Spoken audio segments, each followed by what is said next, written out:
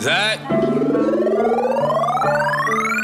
OG, I draw up the plate, and then he go get the cake. Then we link up with the gang, gang, gang. OG, I draw up the plate, and then he go get the cake. Then we link up with the gang, gang, gang. OG, I draw up the plate, and then he go get the cake. Then we link up with the gang, gang, gang. OG, I draw up the plate, and then he go get the cake. Then we link up with the gang, gang, gang. OG, I draw up the plate. Niggas don't know what to think. Thought I get money, you change. What you thought we was the same? Still stay away from them clones. Niggas better leave me alone. Talking about niggas is low. Run with niggas who don't know you. Whoa, I make that zagging when city to city. You niggas not hot in your state. If it was money to get a hit Henny, we get it and never complain. Same go for the gang, and we split it up all the same. I can't really eat, let's stay straight, cause we go way back in the day. My day ones from back in the day, they still hang around me today. You wanna come round us, you can't. I'm rolling up loud, it's great. But mama, she bad but complain, cause I'm too in love with my dreams. And I gotta get on the plane, and go get this money with Dizzy. I draw up the plate, and then he go get the cake. Then we link up with the gang, gang, gang. OG, I draw up the plate, and then he go get the cake. Then we link up with the gang, gang, gang. OG, I draw up the plate, and then he go get the cake. Then we link up with the gang, gang, gang. OG, I draw up the plate, and then he go get the cake. Then we link up with the gang, gang, gang. I get the bag with the gang, taking that Zach to the bank. Henny be all in my drink. You niggas is stupid, you think that should change? You not even hot in your gang. Ain't nothing even hot about your gang. You niggas be lying about same. Be posting them pictures of guns for the fame. Niggas just look at me different now. Say that's your man, but he a clown. Don't fuck around with the fuck arounds. Little nigga, you should cut it out. Me and my niggas take different routes. Punch a bitch nigga all in his mouth. Hold up my nigga, we different now. I need a Robert, this is my style. I get a check today, I spent it all tomorrow. I get a bitch today, she probably a foreign model. I get a check today, I spent it all tomorrow. I'm with my gang today, tomorrow never promise. OG, I draw up the plate, and then he go get the cake. Then we link up with the gang, gang, gang. OG, I draw up the plate, and then he go get the cake. Then we link up with the gang, gang, gang. OG, I draw up the plate, and then he go get the cake. Then we link up with the gang, gang, gang. OG, I draw up the plate, and then he go get the cake. Then we link up with the gang, gang, gang.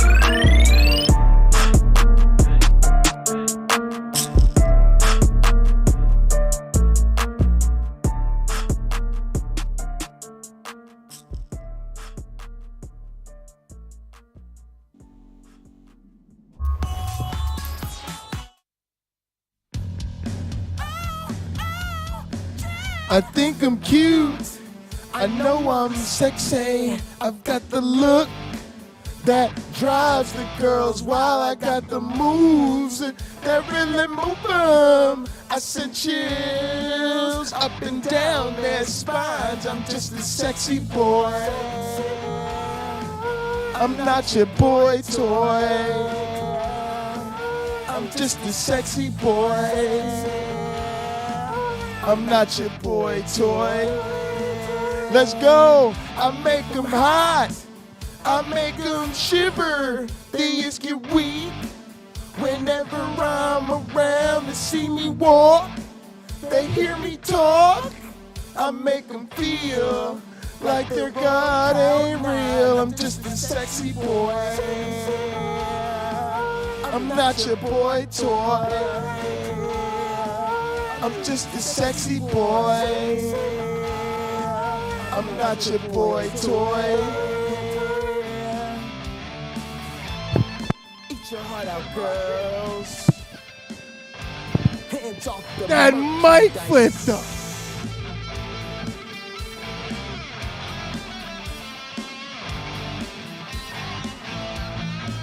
I'm just a sexy boy, I'm not your boy toy. I'm just a sexy boy, I'm not your boy toy. I'm just a sexy boy, I'm not your boy toy. sexy boy. I'm not your boy toy. I'm just a sexy boy.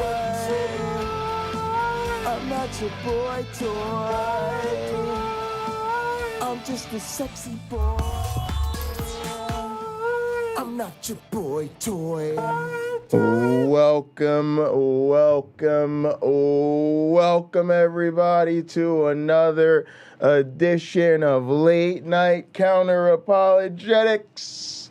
I am your host with the most, all the way from the East Coast, and as always, folks, I am in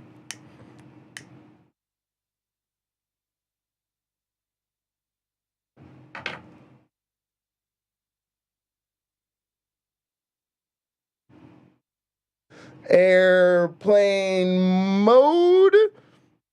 We've got a great show lined up for you, gang. Of course, we are in the Saturday night spot. All right, exclusive members only. 30 Myron Plaza. Ready to get the Saturday night show underway. Let's go ahead and get into our communion.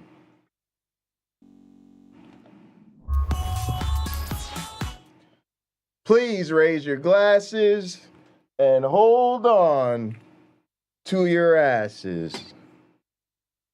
Through him, with him, in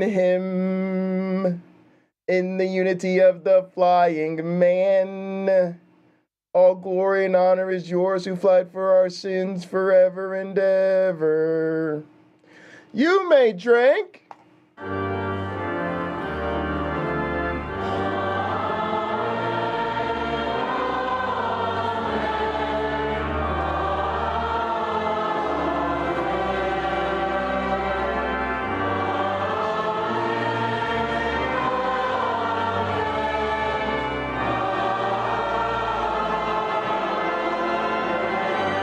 All right.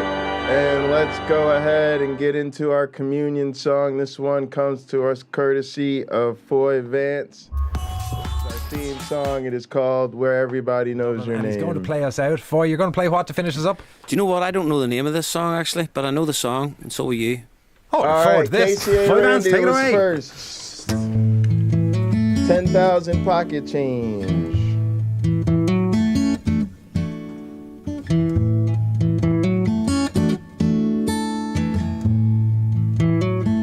You see love is second. Making your way in the world today takes everything you got. Taking a break from all your worries sure would help a lot. AR is third. Wouldn't you like to get away? Sometimes you want to go where everybody knows your name, and they're always glad you came. You wanna be where you can see troubles are all the same. You wanna go where everybody knows your name. Well, all those nights when you got no lights and the check is in the mail. All right, I got Randy in here. And your little You see angel love, AR, on the Crypto cowed by its Mystic. tail.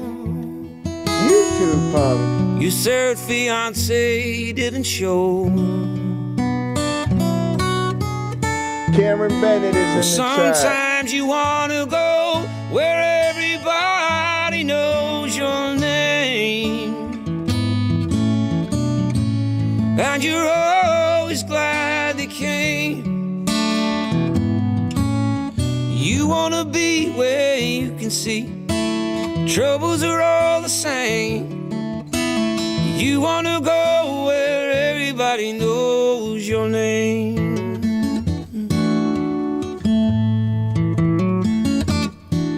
Well, you get out of bed and the coffee's dead.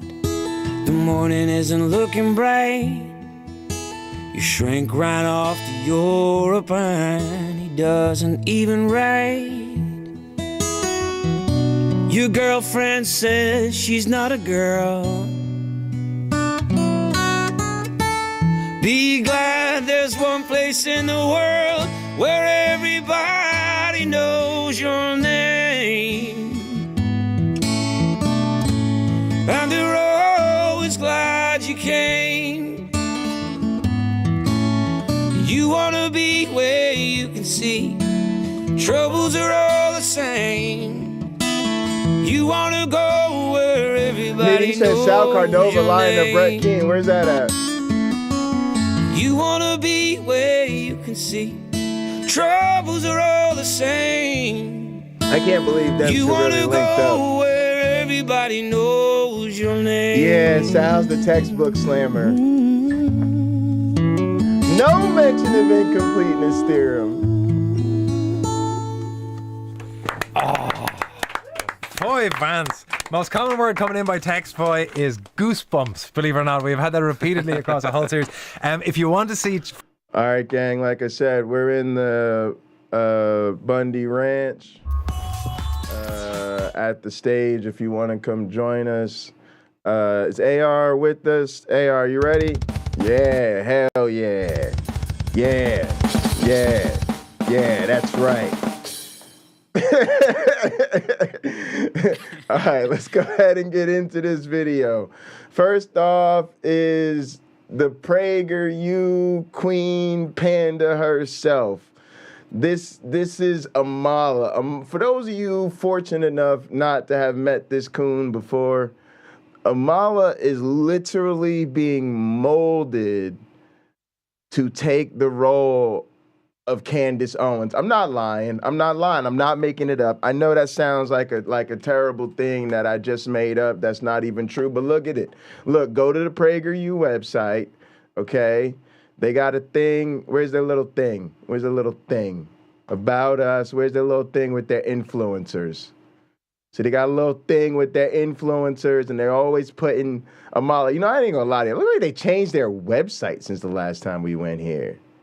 What happened to PragerU?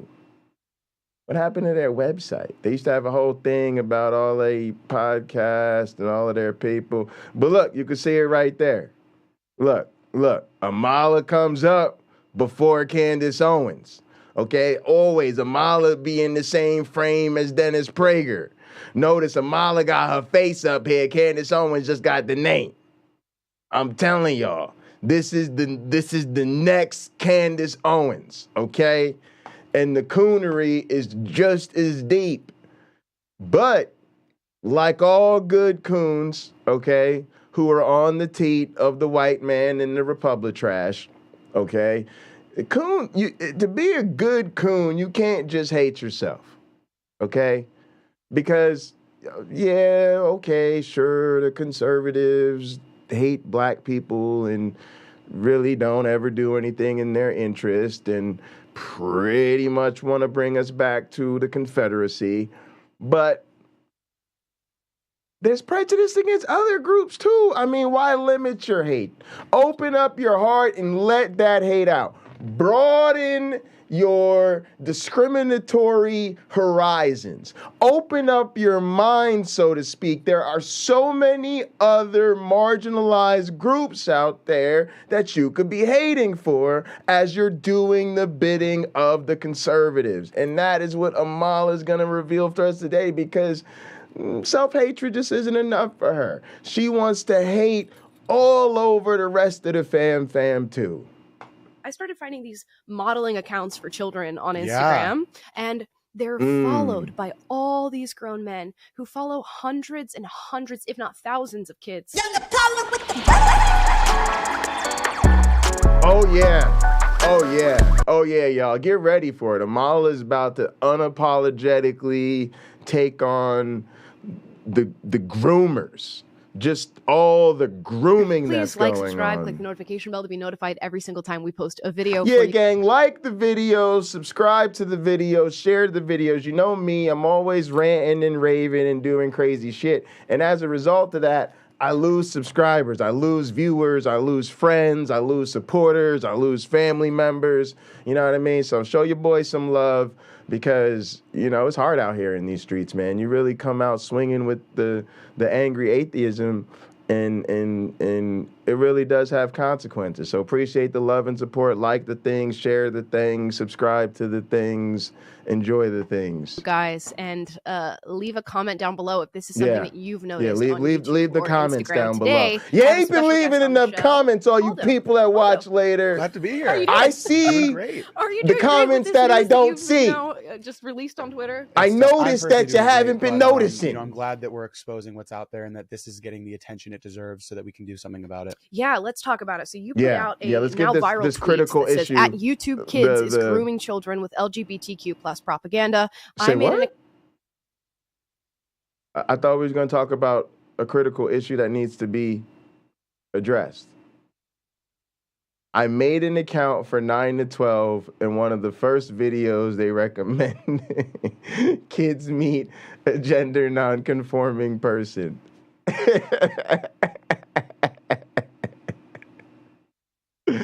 First off, I don't believe you.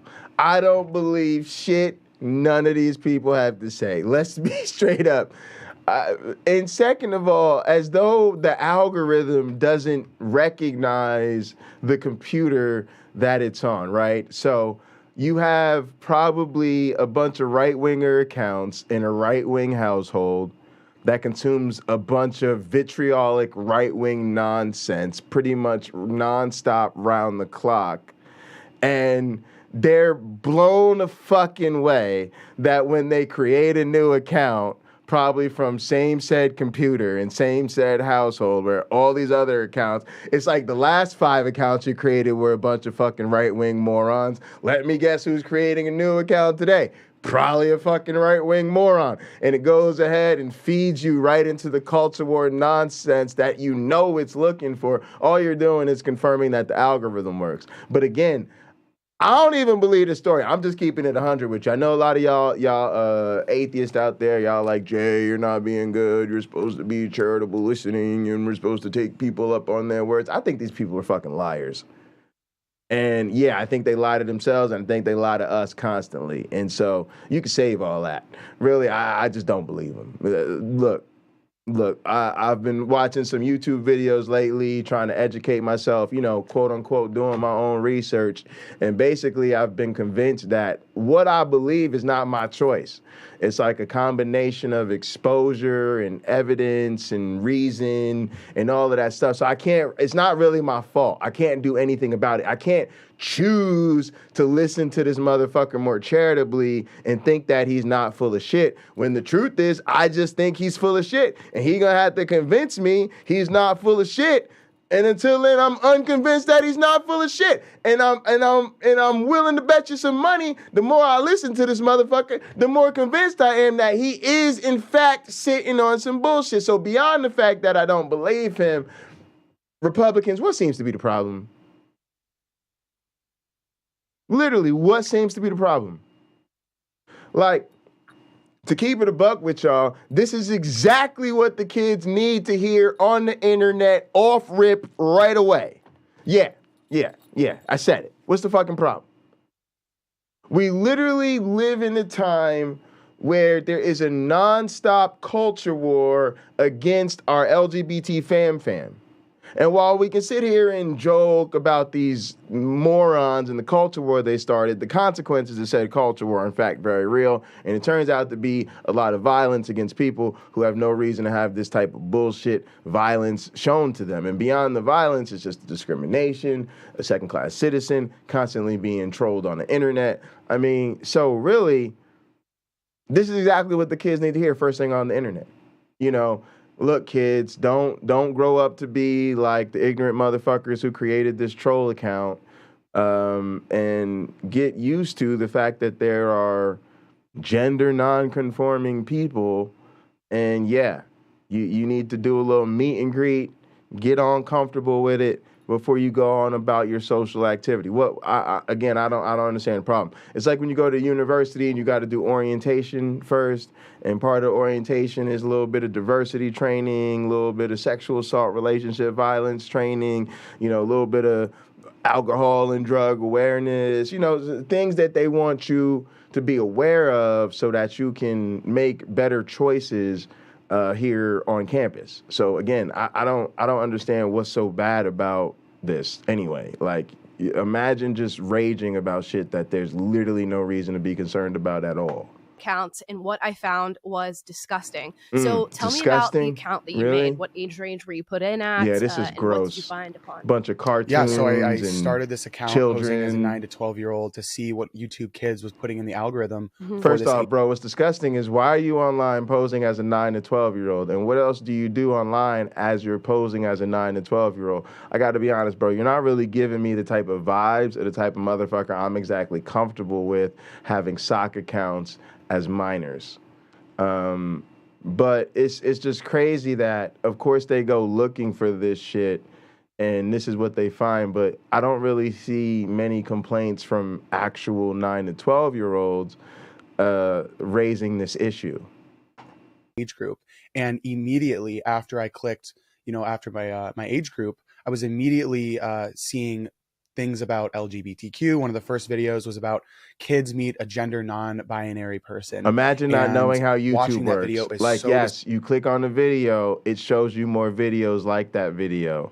Bro, have you watched porn lately? I know y'all got hang-ups and issues, but underneath the porno, how it be like related videos, and then it show you some shit similar to the shit you just watched, because you just clicked on that shit. It assumes you want to click on more shit like that shit. Somebody explain these motherfuckers how the internet works, please. Disturbing. It's so weird. This non-binary person comes out and starts putting these ideas in the kids' heads, and one of the kids immediately says, this is confusing. I'm confused. After that, the algorithm put in tons and tons more videos with, one of the main channels was Queer Kid Stuff, breaking down the LGBTs, what is a trans person, what is binary, what is consent, and we'll get to that later. But pretty much, like I said, just tons of LGBTQ propaganda that was being pushed. What is consent? Like, they're outraged that we want to have conversations about consent. Motherfuckers, this is the solution to the problem. Having a conversation about consent is the solution. It's not the problem. Not having conversations about consent with children is how we got here.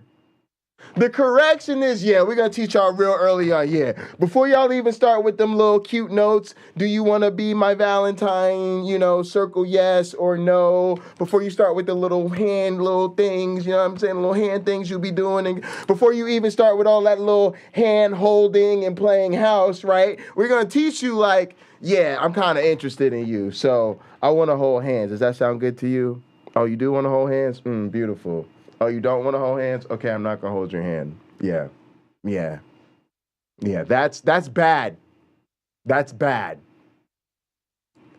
Can y'all imagine how much better the world would be if we just off rip were like, in kindergarten, we're going to make sure you got your ABCs, your 1, 2, 3s, and your don't fucking touch me's all lined up together.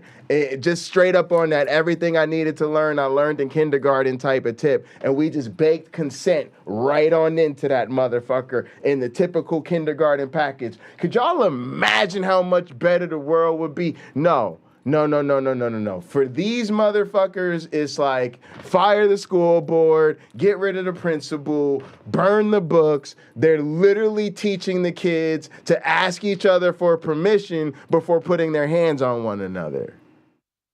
And they're angry about it. Listen, I got to tell you something. As a black man in this country, hashtag not all white people, but this is what makes white people look bad. I really, a lot of my white brethren, I feel y'all. You really been through shit. I gotta admit, just being white and being a conservative, it don't mean that life has not dealt you a difficult hand. A lot of y'all been through some real shit in life. You done lost people. You done dealt with heartache and job transitions and overcome substance struggles and divorces, and you done rebuilt yourself. But this is the type of shit that is giving all of us a bad name. It's like, bro, can you please go out in the world and have some shit happen to you? Please?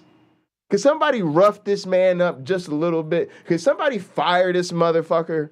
Could somebody like curse him out? You know, has this nigga ever gotten a speeding ticket? You know, just a little bit of everyday injustice. I'm not trying to wish suffering upon the man, but he needs to have something more to be concerned about than us teaching children manners. He's literally raging because we're teaching children manners. I'm sorry, it just makes you seem like you have never been through any real shit in life actually worth talking about. And you're just making people look frail, man. You're making people look frail. Man, I'm not surprised by this at all. Like, I'd like to say, oh my gosh, it's so shocking that YouTube is doing this to children. But we all know that these conversations are happening. Here. They're having them in schools. They're having them in daycare, apparently. North Carolina daycares were teaching their administrators to talk about... y'all, I'm pissed, y'all. I'm over here working hard, man. I got a really nice new camera set up. I'm trying to get the shit wired. It's all like, you know, the shit is expensive and it takes a long time. Could you imagine putting this much production effort? Let's make sure she has all the nice cameras and microphones and different looks and different setups and locations and backdrops and lighting. Imagine putting this much effort into platforming somebody so they could say this bullshit. Right? Right, y'all? Like spending real money on this shit. It don't make no kind of sense. What it means to be genderqueer and gender nonconforming and non-binary, as we looked at in other videos. Why does he like stars? I love this video. They like stars. They like stars. Yeah, see they got stars on their shirt? Yeah, they was like, yeah. See, what happened was their parents took them to the store and they was like, yeah, I like stars. Give me that shirt with stars on it. Yeah. And so if right here was like, I don't know, I go by he. Y'all could be like, he likes stars. Some other students, you could be like, she likes stars. I don't really know. But in this case, this is a they. We be like, they like stars. And these kids is getting with it. They like stars. That's it. They like stars. What's the big deal?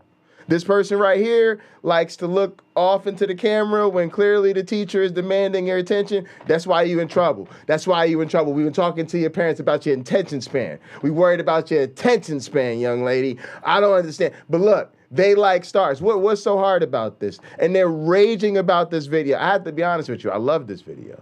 I literally love this video. It's a teacher trying to make sure kids learn how to be more receiving of other kids. I cannot for the life of me understand why we're upset about this. Like, I shouldn't even know that this video is happening, but I only know it's happening because people are pissed about it. But actually, it's beautiful. Like, what's...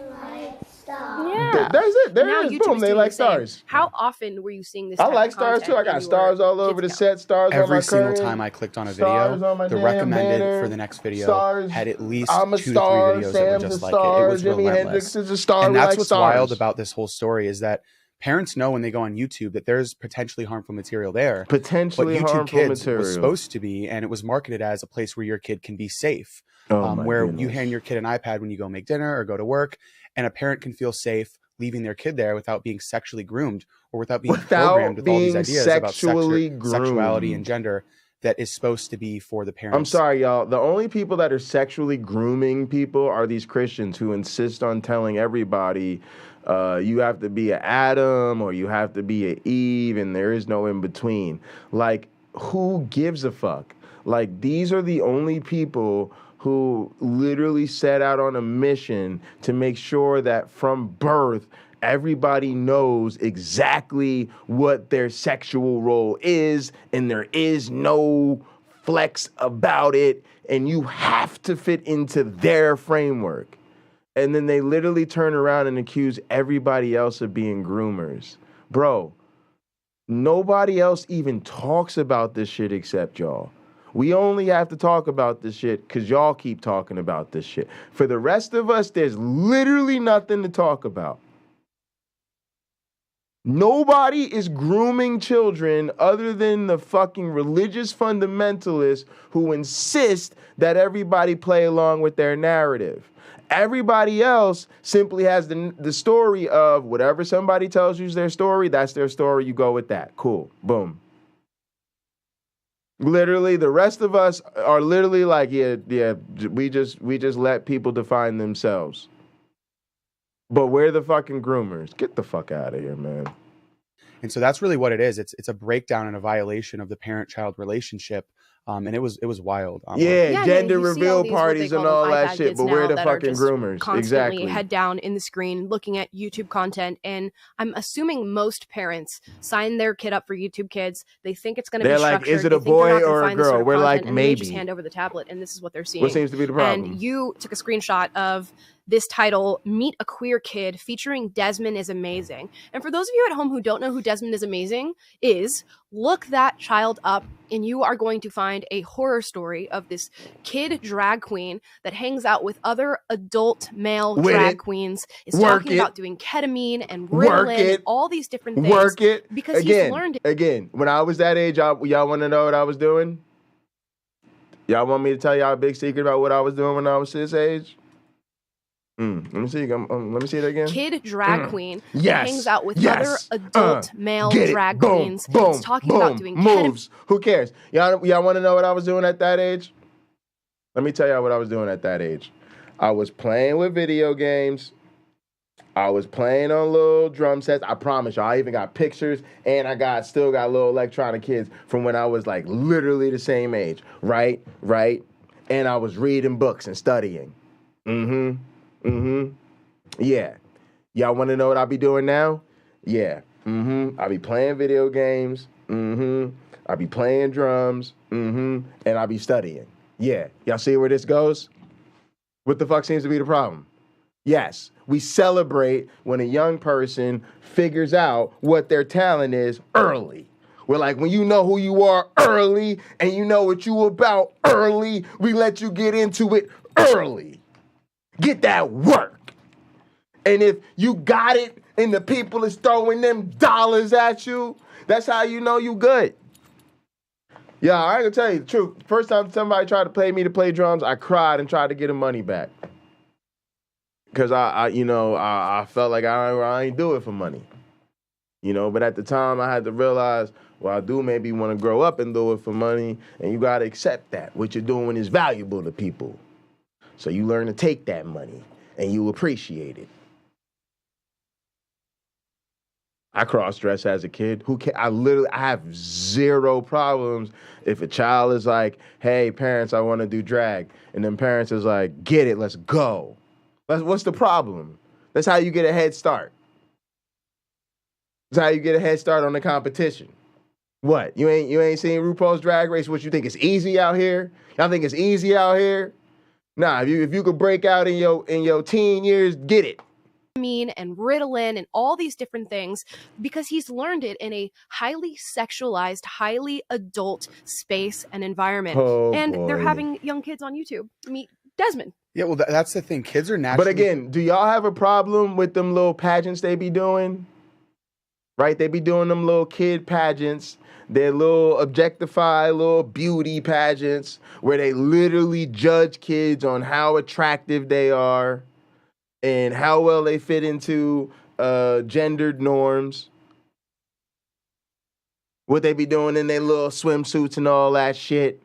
What their talents are. So what's up?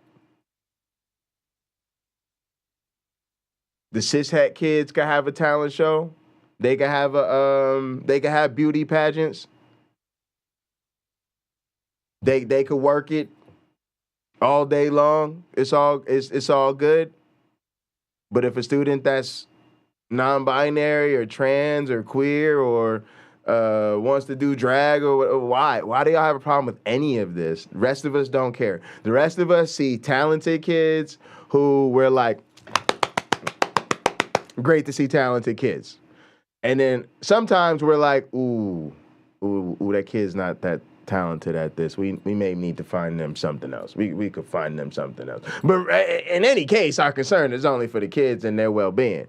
Why the fuck do these people care? It is so weird. Something's going on with y'all. Y'all have some serious sexual, emotional, psychological, and social issues. You're seriously broken people. You are broken people.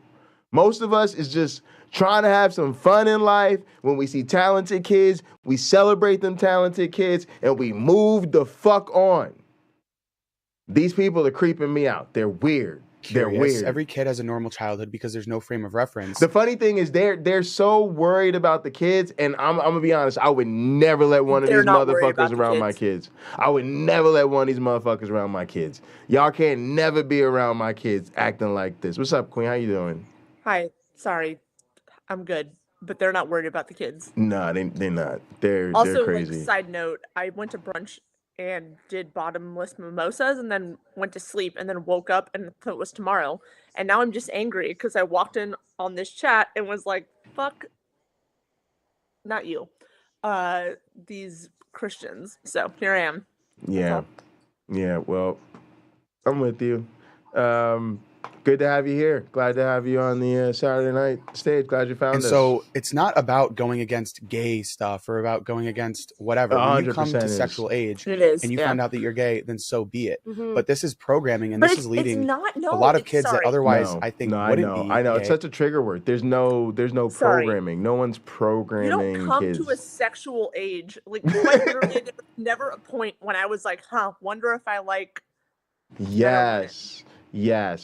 Like, there was, I will say this, there was a time that, like, I thought, oh, shit, like, I might actually be attracted to that woman specifically, or, like, that non-binary person, like, and then I had to think about it, but that was only because I had been told my entire fucking life that, like, there was only one, I guess, gender expression that I was allowed to be attracted to, and if that had not been, like, my programming, it wouldn't have been a second thought. It would have just been, I'm attracted to that person. Yeah, exactly. And that's fine. Exactly. And the thing that I don't even like about the way they have this conversation, because they're never having it in good faith, is it's not okay to just say, oh, a person needs to put these things off to quote unquote legal age or sexual age or whatever it is, because that's so fucking dumb. Because the same way you and I known our whole lives how we are, that's how everybody is. So to me, by the time people get to that age, they've already suffered for an inexcusably long period of time. I mean, being alive is suffering. So yes. So I actually support the earlier the better.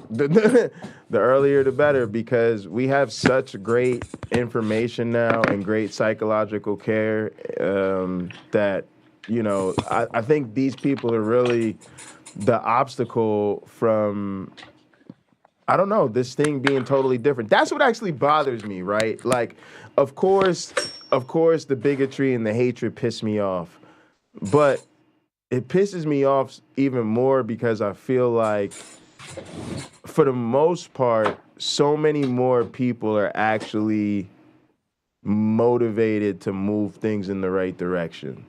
Like, people are actually with, trying to help. And I think that's why we're experiencing this backlash. So it really pisses me off because it's totally tone deaf, and it upsets the progress that the majority of us are looking for. Yeah, one, I think also, like, all of this sort of, I don't even know how to describe it, but, like, if we just let kids and people and whoever just exist without trying to enforce a certain role on them, be it gender or otherwise, we'd have a much healthier society. So like that's what drives me nuts, is like the only reason that we try to enforce these very, very rigid gender roles or sort of definitions of sexuality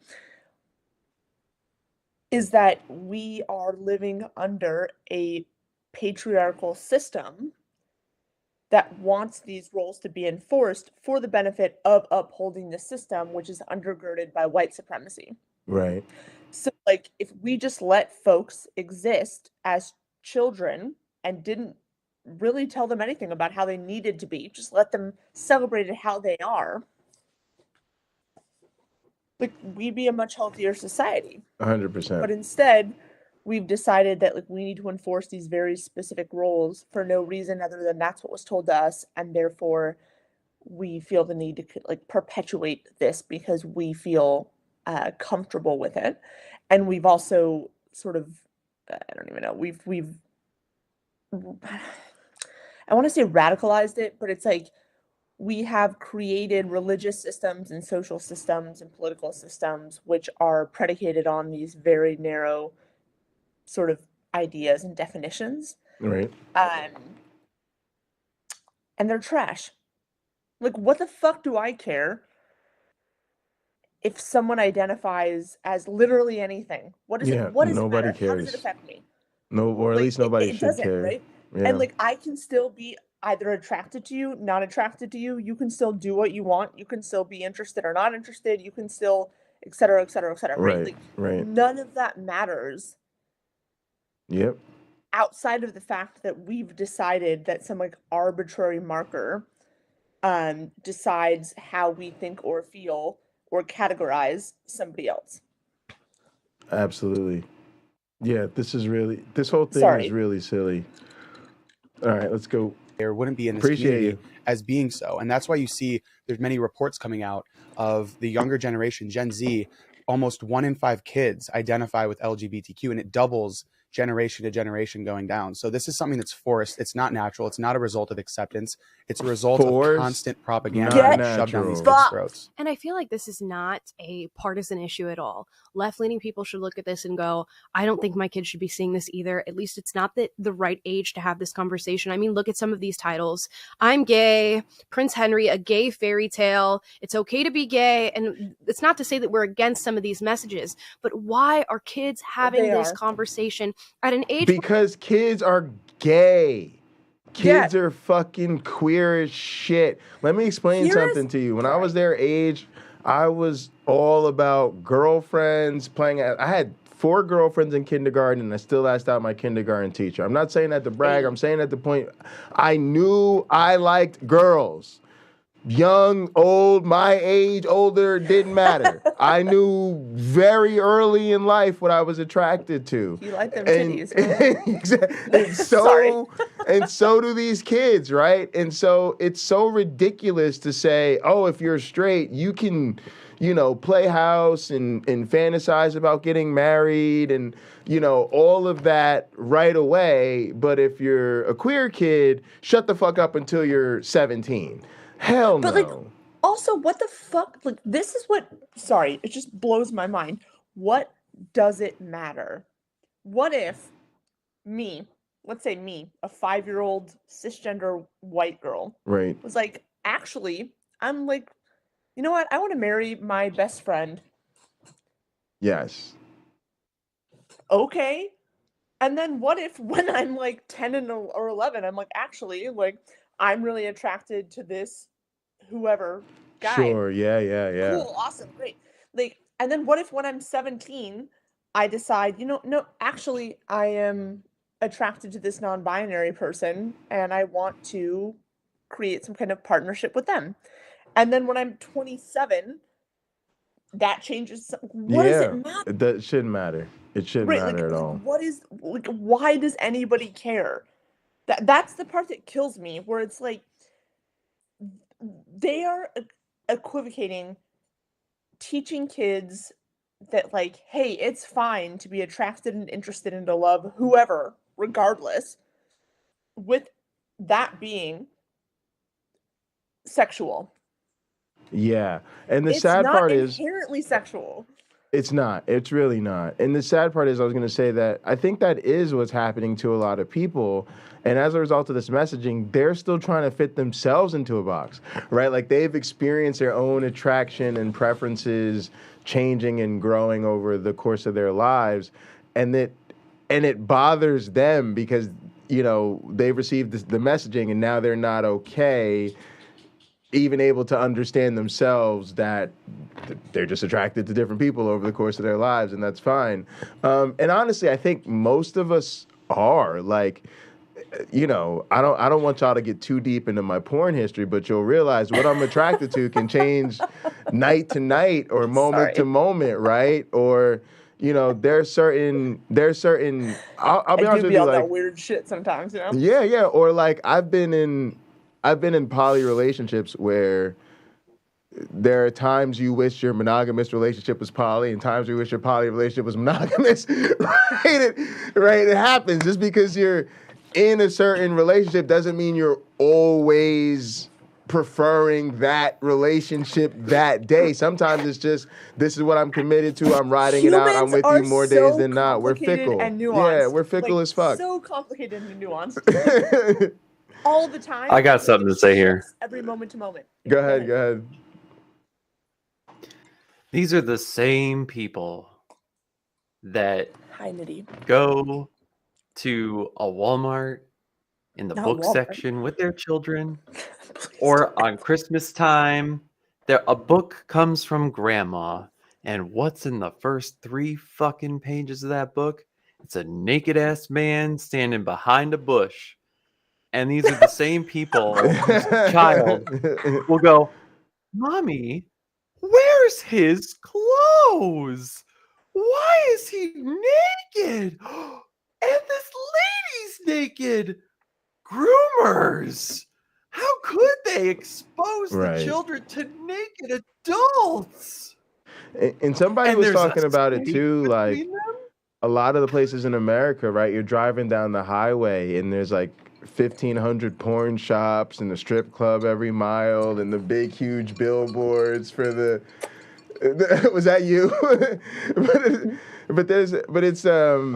It's just so ridiculous that they don't ever care about that. And honestly, a lot of people feel like children are over-sexualized in some way that people might be concerned about, but they never talk about that.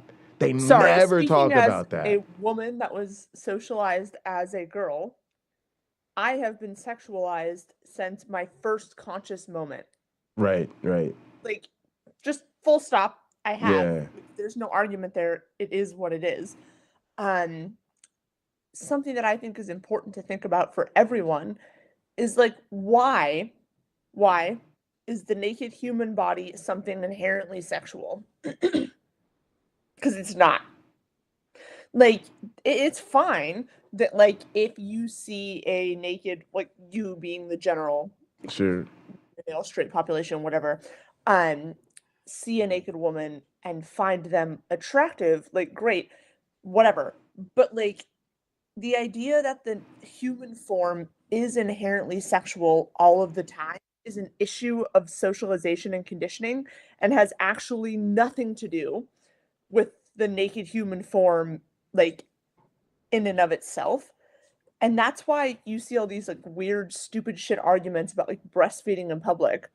Because, like, men will be so offended that a woman has, like, her boob out to, like... Yeah. Like, maybe, just hear me out, her fucking boob isn't inherently sexual. Right. Like, yeah, anyway, sorry. But that's because there's no nuance to them. They can't... They go, what are you talking about? Boob is a sex organ. They just don't they don't want to understand. They don't want to understand. They don't. Like, is it a sex organ? Like, are you, like, tell me, are you sustaining life. It's really not, right? It's a secondary characteristic, but yeah. Yeah, like, Look, yeah. I could like, don't expose get me my wrong, I'm glad areolas that men on the find boobs stream. attractive, but like, it's not. It's Right, like, it's not its primary only function. Yeah, exactly. Yeah. And it's also not, there's a difference between you being attracted to someone and that attractiveness being the purpose of their body, right? Like, well, that's like, I can find a man, like, as a mostly straight woman, right, I can find a man generally sexually attractive. Does that mean that he is inherently, his body is inherently sexual? right. No. Like, Yeah, I appreciate that. yeah, I don't know. I just, Christians. It's a big really good mess. point. And that's, and also that becomes part of this whole conversation because it's a mixing of those two things. It's they hate queer, but everything queer is automatically sexualized.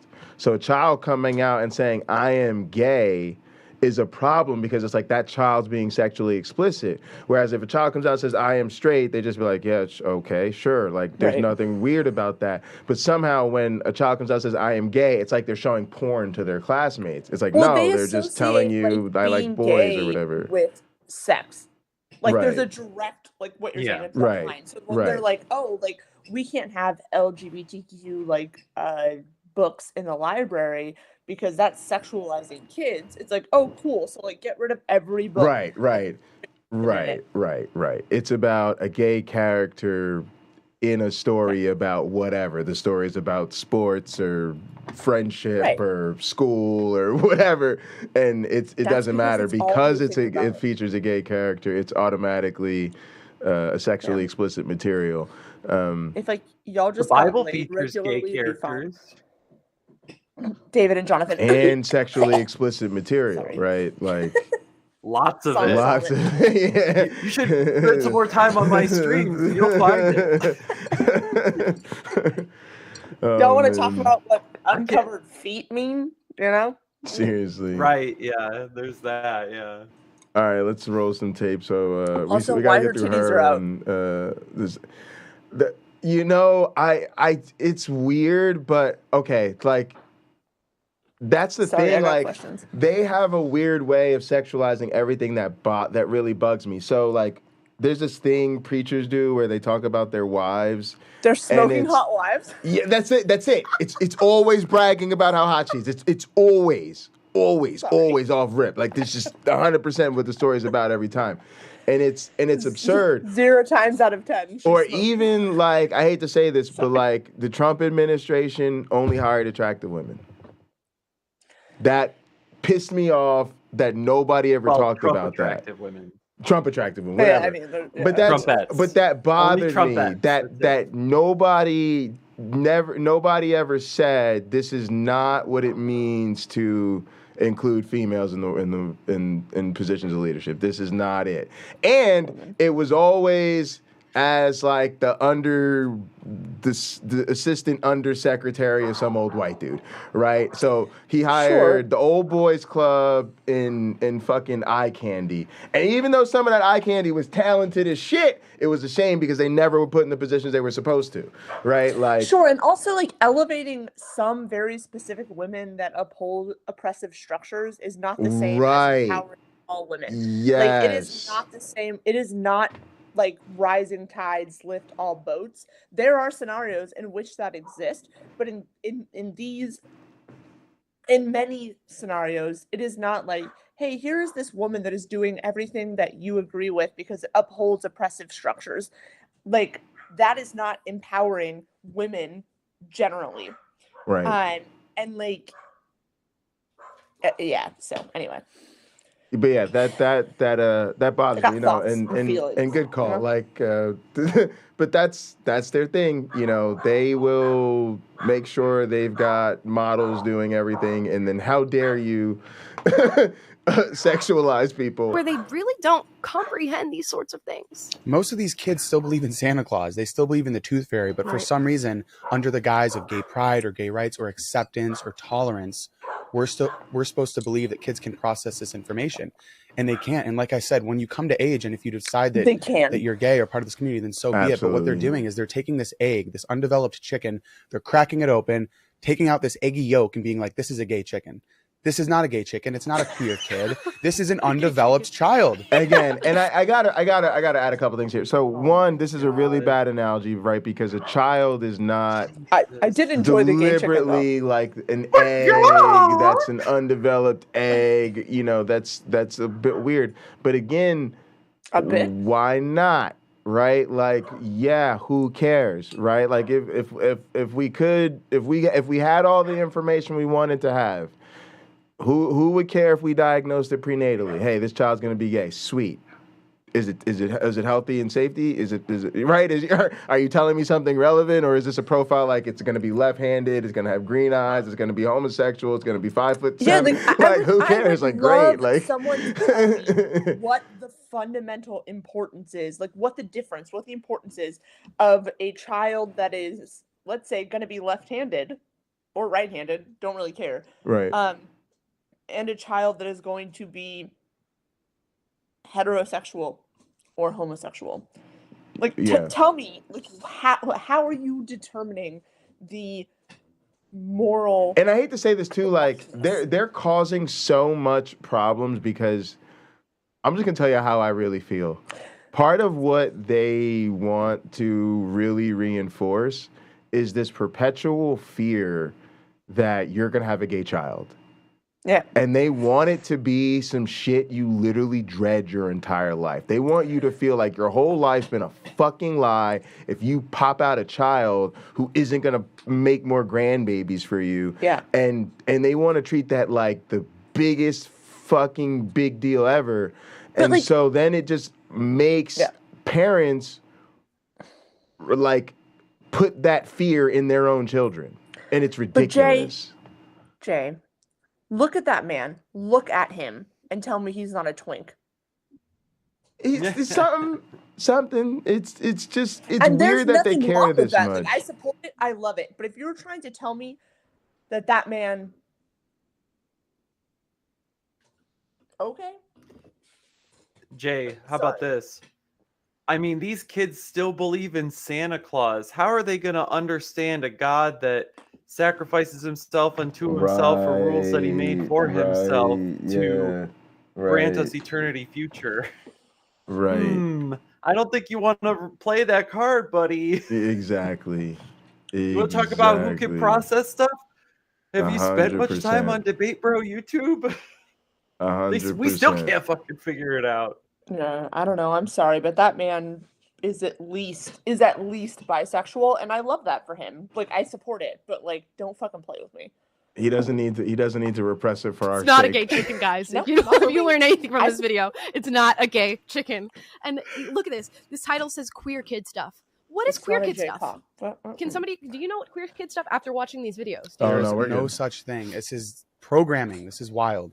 Yeah, and I did my own I hate that word so much on Instagram as far as kids are concerned, and ended up finding something that's very different from what we're seeing on YouTube Kids that you found, but just as concerning, if not way more concerning than what's happening on YouTube Kids. And it's crazy that kids are being brought into these conversations and brought into these spaces. I started finding these modeling accounts for children on Instagram. Child models with millions of views and hundreds of thousands of likes. Upon looking into some of these accounts, I found that there are hundreds of them, and they're followed almost exclusively by grown men but that are either created by parents or... I'm sorry, straight fucking adult men. Yes. Sexualized. Yes. And can we please get a poll on the affiliations, both religious and political, of the grown men watching them? Because I guarantee you it ain't guys like me. So let me say this, and this is just one study I've seen, and then also having grown up in white evangelical circles, like that's all I'll say. So I looked at OkCupid from 8 years ago for a recent video I made, which is neither here nor there. What's important is that they have millions of users, and they just kind of take the aggregate data and then just push it out. And what they asked men were like, who do you find most attractive? And then their ages were hidden. So they just like selected the picture. Sure. And across all age ranges, every single age range for men up until I think it was 60 or 65, and then it stopped. Like that was the like cap. Yeah. They selected 20-year-olds, which was the lowest number, the lowest age. Yeah. That could be selected. That all being said, which is creepy enough, having grown up in white evangelical circles, like I was taught from, good Lord, as young as I can remember, that like it was my responsibility to cover my body so that a man wouldn't accidentally find me attractive. Like, bitch, I'm 8. Like, if I'm 8 years old, if my fucking shoulder causes you to be sexually lustful, get fucked. Like, I don't know how else to say this. Like, that's a you problem, my guy. Yeah, absolutely. And like, I can't think of one man that I associate with right now. And it's possible that like, a man could hide this and I wouldn't know. But like the men that I choose to associate with would be absolutely appalled to think of a man finding the shoulder of an 8-year-old, a 10-year-old, a 12-year-old, a 15, whatever girl attractive. Right. Like lustful. Right. But it's the conservatives telling you every day. Yeah, absolutely. We can't see your knees. That's gonna cause someone to fall into sin. Created by grown men who are stealing kids. You are a home wrecker, young lady. Content off the internet, and they're followed by all these grown men who follow hundreds and hundreds, if not thousands, of kids on the internet and are commenting, trying to get in contact with them. It's insane. But that's why we have to be vigilant, not just as parents, but as people that are trying to protect kids. No, that's you found too. Instagram blew me away. And you have to teach your kids how to identify this sort of stuff, especially if you're going to allow them to be on the internet. I also don't know why she thinks Prager you hired her. My kids are not getting on the internet, and I know that can be super weird to some people, or people feel like you're sheltering your children, but we don't have to be on the internet. It's not something that has to be in your life purely by virtue of being born. You can actually shelter your kids from something that's not going to be helpful to them. And it's okay if you want to show your kid child content every now and then that you've actually looked over and supervised and approved. We have PragerU Kids for that purpose. So, but I'm not allowing my kids to be on no fucking way. Keep them away from them groomers, but make sure they're signed up for PragerU Kids, all right? All right. I mean, it's just a movement of projection. The entire movement is projection from start to finish. Talking to random grown men. I wouldn't either. Like, I don't know about you, but I remember the days when I got on YouTube and it was like the Harry Potter puppet show or like the Gummy Bear Crazy Frog. Back in the good old days when YouTube was innocent. About their innocent. kid being gay when they go on YouTube. Yeah, and what do you think is going to be done about this? Obviously, your tweet created a giant uproar. It's got over 50,000 likes on it, and so many people, journalists, people who work at YouTube, commenting on it and saying this is not right. Do you see this changing at all? Unfortunately, I really don't. YouTube is such a giant, and I think that they have bigger agendas at play, that they don't care about the uproar. I think as much, virality and much attention as this got, I think that they're still going to keep pushing it. And it's up to us, not just to delete our YouTube account, but to go to YouTube and tell them, this is how I feel. This is how I feel about the parent-child relationship being violated. You shouldn't be doing this. So it's up to us not just to delete it, but also to go to them and tell them how they're feeling. FGM, but also to take your business elsewhere. And that's all why genital mutilation is bad. We have kids content here at PragerU that's not just educational, but that's entertaining. So they're all our alternatives. And again, just real quick, these are the people who insist that we go snippy with your pee-pee as soon as you come out, all right? So, again, I sincerely don't give a fuck what anybody does with their own genitalia. And so long as it's consensual, don't give a shit. Do whatever you want. Yeah, but we're all gonna agree that what do they call it? That happened. Circumcision. Yeah, that's before the age of consent. I would say when you have a child, leave them the fuck alone. Full stop. And then if they reach the age of consent and they're like, for some random reason, this, like, yeah, it's not the happening. tip of my dick cut exactly, off, then, like, I exactly, guess that's up to you. exactly, Like, exactly. That practice would end immediately. Right, but then if like you do reach that age and that's what you decide to do, like, I mean, seems weird to me, but okay, because it's not mine. Yeah, Like, yeah, it's not on my body. yeah. But again, it's like a pressure that is culturally prescribed, right? And so people literally afraid of what will happen if they don't chop off the tip of their little peepees.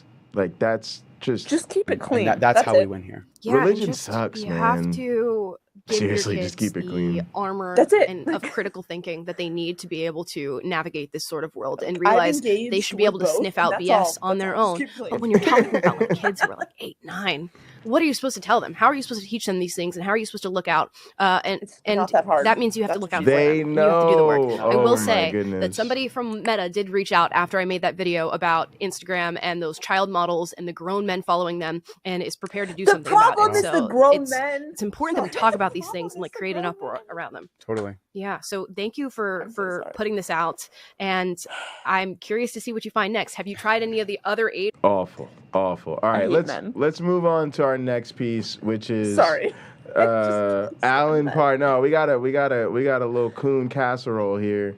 Ooh, I can't say that, but yeah, but I can. All right, here we go. In a church service or video all the way to the end. What's up, y'all? So have you ever been in a church service or at a conference and you just heard a sermon that just wrecked you and it really changed your life, how you think, how you manage your life? Well, guys, that happened to me not too long ago. I was at a family conference and Dr. Tony Evans was preaching a message from Psalm 128.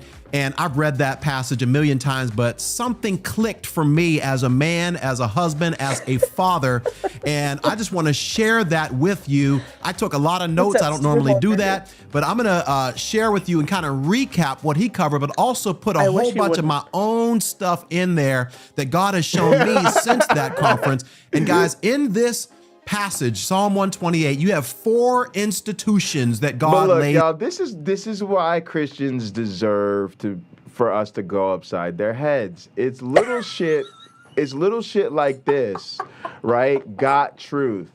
Like, my man's put all of this branding and image into selling lies. Like, bro's a liar. And this is the problem with Christianity, is that nobody tells these people when they're smiling in your face and trying to give you the warm smile, firm handshake bit, that they are liars. Yeah, brother, the only thing that you should have are, like, these hands. Like, Yes. Other than that, Yes. that's it. And for people to take on this brand of truth, this is gaslighting in the highest form when Christians do this to us. So, to me, I know a lot of you are trying to be friendly, but I'm just here to remind you, they're asking for it. Out. And if you get these 4 institutions correct, guys, we can change the world. We can change the culture. We can change the community around us. Hey guys, I know you're in the middle of watching one of my videos. But oh Lord, I'll read up not gonna watch down the commercials. First one. It says, "Blessed is everyone who fears the Lord, who walks in His ways." Now, this Hebrew. All right, gang. Everyone who fears. Let me just remind you, this is an abusive relationship. Fear and love don't go together. As soon as they tell you, "Oh, you're so blessed when you fear the Lord," you need to remind them that they're dealing with the celestial Ike Turner. This is not love. This is not what love looks like. That's, Janet Jackson says that's not the way love goes. Okay. Never mind. The Lord who walks in His ways. Now, this Hebrew word "blessed" simply means happy or fulfilled or satisfied. Now, I'm just going to be honest with you guys. Whenever I was a single guy, kind of struggling along, not really sure about what my purpose was, where God was taking me, my vision, I was struggling with my purity, I was just struggling with life in general, I did not experience this happiness. I didn't experience this fulfillment, this abundance. I do not believe these guys who are struggling with their purity. Nah, they were just jack off and call it good. That's what they did. did. And for the most part, they were trying to avoid getting laid and nobody was trying to fuck them. Now, right. It could have been an internal struggle, but that's about it. Job. Yeah, exactly. That's fine. Yeah. I would never, dudes do this to me all the time. Like, I would never fucking like date you. And I'm like, that's true. Yes. Because like, it's guys, these are, go off. Queen, these are the guys that tell you they're single because their standards are too high. Nope. I love that. That's one of my favorites. Yeah, their standards are too high. Like, brother, I've seen your bathroom. Like, just don't play with me. No. It's quitting before you even got the job. Like, Absolutely. Come on. Absolutely. This prosperity, this peace and this joy that God wanted to bestow on me because I was walking in disobedience for different seasons of my life as a single person. So here is the principle, guys. When we walk in disobedience, we cannot also at the same time experience the joy and the blessings and the prosperity and the happiness and the satisfaction and the fulfillment that God wants. I just want to touch on this real quick, gang. This is part of the reason, and I know a lot of y'all are not here, but part of what I'm trying to help my family understand is that Christianity is inherently bigoted towards atheists. And towards like pretty much towards everybody, right? Sorry. Right. But I always use a point of comparison. I really do think it's bigotry towards the queer community is explicit. I think it's doctrinal. I think it says it in the book. But by way of comparison, it says far more about non-believers in the book, which means my family can say all they want. We love you. We accept you. We cherish you. But as long as you turn around and then say, I still need to identify as a Christian, you are identifying with a hate group against people like me. And here is a perfect example of it. This absurd scripture. Mind you, this is scripture. Do not let people tell you they are biblical Christians and then let them not be held accountable for what it says in the scripture, all right? And it says, you cannot experience true joy living in disobedience to God. That's a perfect example right there.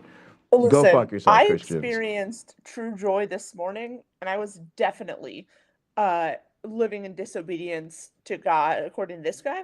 So, like, I don't know what to tell him personally, but it was a good time.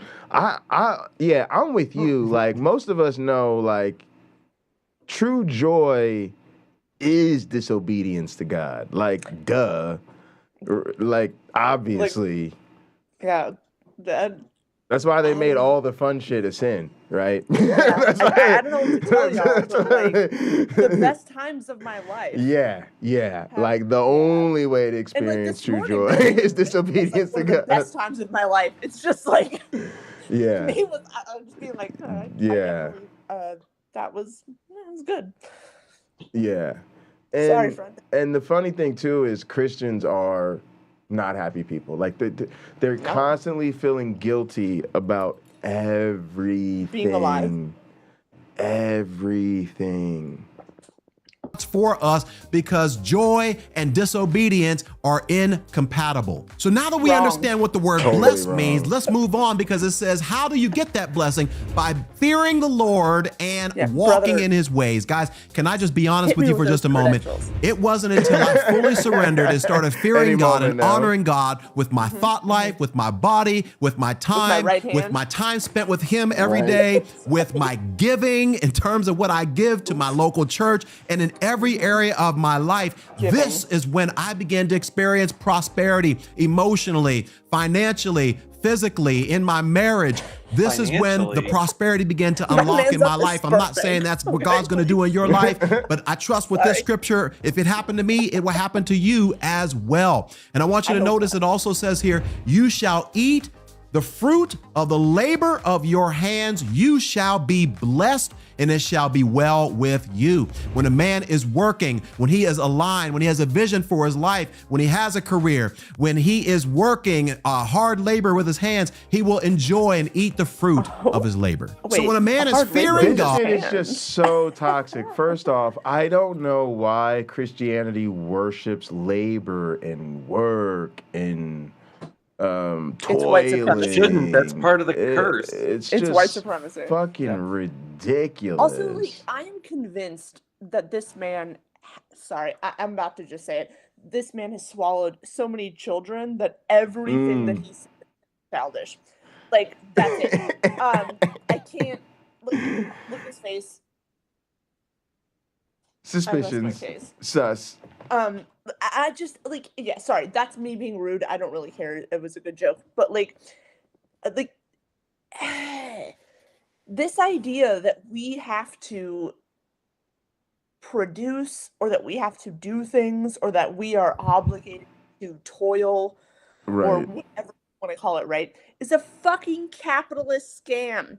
Absolutely. And, like, we have read this capitalist bullshit backwards into the Bible, and I'm not supporting the Bible in some way, but like Holy Spirit filled church to Holy Spirit filled church, slathered with oil. Slathered with oil. Slathered with oil. Yeah, that's Kelly Shabaka. She was running for Congress. Oh Fun. My goodness. How you doing, James? Doing good. I just stopped in because I recognized that guy. He blew me once. Oh yeah, that mouth. I said what I said. When I said what I fucking said. Yeah. I just now see it. Okay. Well, James, I hate to say this, but given the way he was struggling with his purity, I bet it wasn't that good. It probably wasn't. It really wasn't. It was like the worst $5 I ever spent. You got skin left or like what? Because I just know this. Yeah, I was just gonna say teeth. Yeah, teeth. Definitely. Sorry, don't ever on walking in his ways, eating the fruit of the labor of his hands, experiencing the blessing and prosperity of God, he is now poised and ready to move into institution number 2, which is the institution of marriage. Notice what it says here. Your wife will be like a fruitful vine. Listen, guys. Our role as husbands, as godly husbands, is to shape and cultivate and nurture our wives into being the kingdom woman that God has designed and destined her to be. But I love the picture here of being a fruitful vine because it lets us know that this takes work. This takes intentionality. We have to be willing to cultivate this vine. It takes some sowing. It takes some time. It takes pouring into, because any plant that is not being poured into is going to wilt. And if I can just be completely honest with you guys, I have not done the best job in my marriage of cultivating and shaping and sowing and pouring into my wife. Guys, God forbid you are guilty of ministering to the masses and giving your best to everyone else and not giving it to the person who matters the most, your wife. He says, when a man is fearing God, walking in his ways, working hard, experiencing the blessings and prosperity of God, he will then be ready to shape his wife into a fruitful vine. I swear all right, there we go. How God, creepy if any is man it? ever tries to shape me Exactly. he's going to end up either in prison or 6 feet under. And it's all about them. Project. Right? It's all about molding her into men what need to you shape want. Women. Like, what? Get pegged, bitch. Shut the fuck up. Like, if your just wife is not worry the about proper yourself. Stepford doll that you intended. Right, like, worry about yourself. If you are marrying someone from either end, right, as a woman or a man, if you are marrying someone with this like intention that you are going to change them, go to therapy. Right. Jesus. Right. Well, honey, after I'm done changing everything about you, you're gonna be great. You're gonna be great. You're gonna be great. Well, if you're supposed, if it's supposed to model Christ in the church, that's what happens when we go to heaven. We just get fucking reprogrammed. So treat your wife how you're gonna get treated in heaven. Just reprogram her, okay? Right. I've got a way. And then, yeah. And these are the same people concerned about grooming.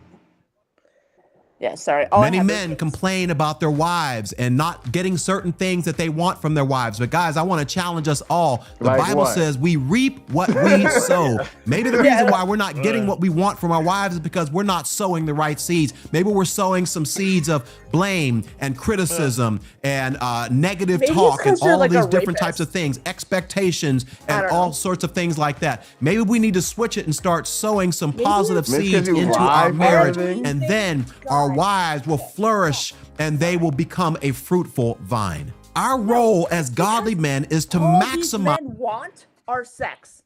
That's it.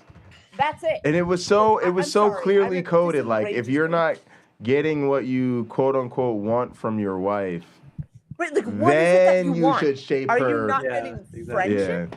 Nope, Yeah. doubt it. Are you not getting what? Companionship? Like, what are you not getting? Right. Be very specific. Right. Because, like, when people say that, specifically men, it means they are not getting it as frequently as they want. That's what it means. Sorry. Right. And, like, don't get me wrong, sex is an important part of romantic relationships, but, like, when these Christian men say that, what they mean is they are not getting sex as often as they want. And do you want to know why? It's because they do not value their partners as equal human beings. Absolutely. It's Like, also weird. It's like you go after marrying these churchy virgins, and then I'm sorry, it enrages and me. then when they're not freaky, it's a fucking mystery as to why. It's the fucking Madonna and horror complex. Yes. Like, it's very much like, I want you to be a holy virgin that's like pure, that never thinks about sex, that is just Right. like above and beyond it all. But also, when I marry you, I want you to be fucking Jenna Jameson in the bedroom. Yes, they want you to be a never been kissed Girl, Jenna bye. Jameson. Literally. Get the fuck out of here with that bullshit. Like, I have sincerely, this is just kind of like a funny anecdote. When someone is interested in me as a partner, I ask them how they feel about going to a sex party. Not because I really give much of a shit about going to a sex party. Like, I don't really Right. care. I want to know how they feel about me being sexual in a way that they cannot own. Mm. And it becomes abundantly clear. Now, that doesn't mean that, like, I will only ever date someone who is like, yeah, I'm totally fine with, like, you sleeping with whoever, right? Like, not at all. But if they are not, like, open to having, like, a discussion about it, Sure. or you know, having this kind of, like, engagement where they're not just like, no, inherently, like, you should do what I want and, like, you belong to me, bye. Right. Because, like, that's going to tell me a lot about how you're going to treat me, just generally speaking, as a woman in a relationship. Sure. Sure. I mean, different women from different cultural perspectives think of it differently. Some women would ask the same question and demand a different answer because they think in a different way. You know, it just depends. Like, I don't know a whole lot of guys that would say, yeah, I'd be cool with you going and doing whatever with whoever. But at the same time, well, I am one of those guys. I am one of those guys. Well, I'm not saying it's a bad thing. I'm one of those rare guys, I think, that will say, within reason, like, don't bring me home some horrible, deadly disease, right? Sure. And don't come back pregnant and tell me it's mine, kind of thing. But within reason, within health and safety parameters, sure. Like, I don't. If that wasn't an issue, if we lived in a world where it wasn't possible to accidentally get an STD, for example, Right. and where it wasn't possible to have a pregnancy that was unwanted, like, I couldn't think of a reason in the world why I would care. I'd be like, high five, you go, girl, you go get you some. You know, if you bring it Yeah, back, fair. just don't wake me up because I got to be up at 5 o'clock in the morning. You know, but most guys, I think, aren't that liberal about it. But at the same time, like, I get what you're saying. There's an awful lot of men in society that have a sense of ownership over the woman that they're with. Yeah, and I think, like, there's definitely a lot of nuance there, right? Like, I wouldn't want my partner, even if I was comfortable with them going out and doing whatever, obviously I want to make sure that, like, I am healthy, like, and that I feel comfortable and safe and all of those things. And there's a lot of nuance there. But it has been very telling for me to just bring up Oh, the absolutely, idea as a conversation, and see yeah. how men react, right? Absolutely. Because if in a world, or if in a situation where the guy is like actually fine with it, then like that's when the rest of the conversation happens, because we've already established if they're like, oh yeah, there is a baseline of understanding that we both respect and consent and like are trying to be as supporting of each other as possible, which is like it like comes with the territory much of the time. That's all. Yeah, agree 100%. But in fact, my primary motto in life is never let anyone call dibs on your journey. Yeah. For Good me, that's point. been core to all my values, like in terms of the social world. Yeah, fair enough. All right, gang, let's roll some tape. Good to see everybody here. Lena and AR, Joel, Carrie Ann, James, Hi, friends. Nitty, Heathen Queen, and UC Love.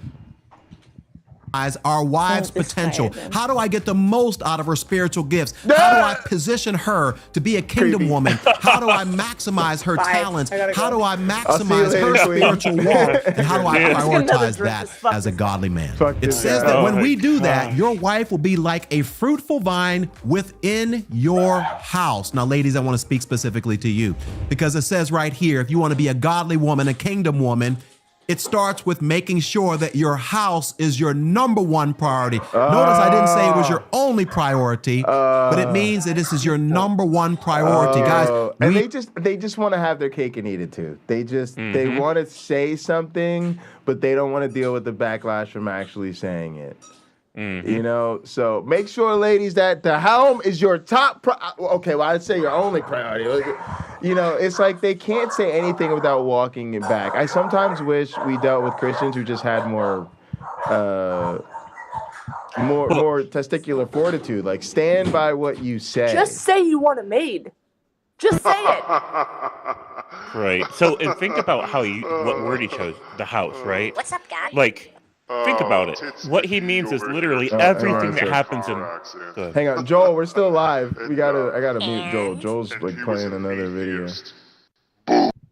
Oh. That was funny. The laugh was well timed, but oh, he was just showing us the clip. Oh, sorry, man. Yeah, but you're good. You're good. But here's the thing. Like, I remember we're still streaming. In my like non-denominational gig, right? Like, we were all like, yeah, man, breadwinner, woman, stay home with kiddos. You know, you don't have to homeschool them and shit, but I mean, come on, don't you know what the biblical role of a man is, and the role of a woman? And we were on this shit, but like, we tried to keep it like low key. It's like, well, if she came to Jesus and had a degree in nursing, you got to let her work. I mean, because she could be the breadwinner. But really, though, you got to get into a position where she's got to quit once you and her are financially stable enough to start making the babes. Right? It's going to eventually come down to start denying that other human their rights. To have a lived experience, because they got to start popping them out to keep the kingdom growing. Yes, like, and to be honest, that's the entire what it would come down to, that bullshit. Yeah, and that's the entire point of all this too, is for them to gotta outbreed us. Yeah, men are exhausting. Sorry. 100%.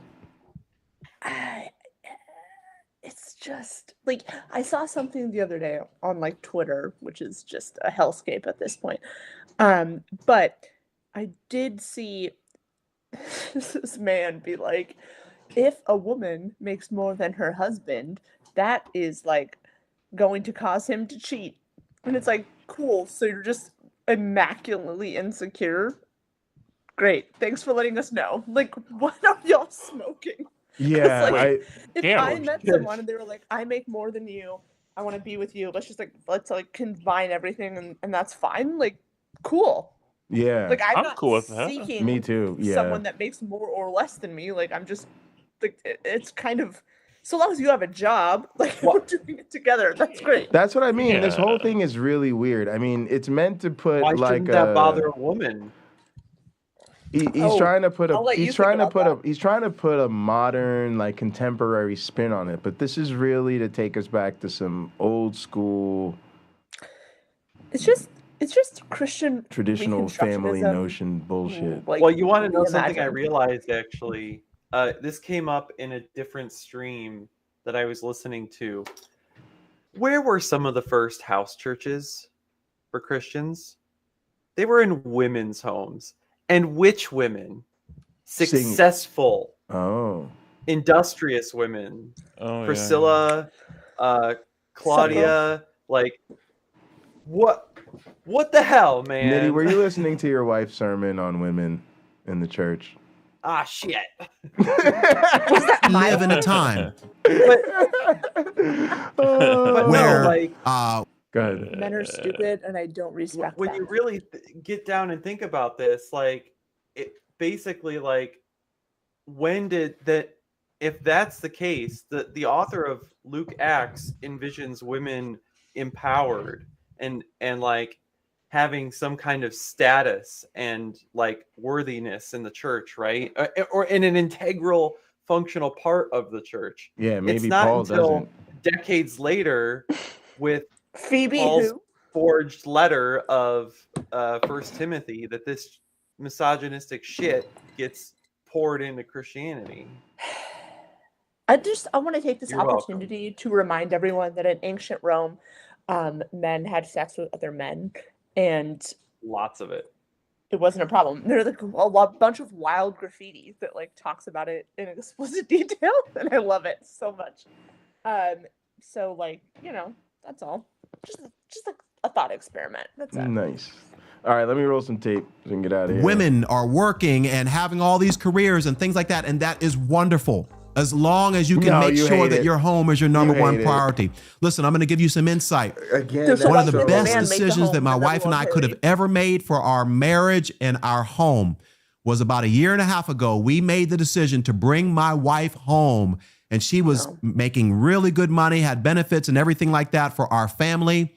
But when we started weighing out the stress and how much of a strain it was putting on our marriage, our relationship, spending time with the kids, different things, anxiety. If I'm just being fully transparent, my wife was dealing with depression because just so much. She was trying to be a good. She's married to you. Because she's married to you. Yep, and he was making her feel bad. Supporting me in ministry, but then also trying to be a great mother, trying to manage the home, also trying to work at a Fortune 500 company with a high stress job, and it was just too much. Now, some women, you watching this, and you might be able to do that, right? But my wife made the decision. I didn't pressure her. My wife made the decision to sacrifice her career so that she could be a fruitful vine thriving in her most important priority, which was in the home. So if you want to learn a little bit more about how my wife and I came to that decision and everything that went into it and how why she don't want to be on your channel, bro? Why you rolling them stock clips? Our lives were bring her up here and let us Yeah.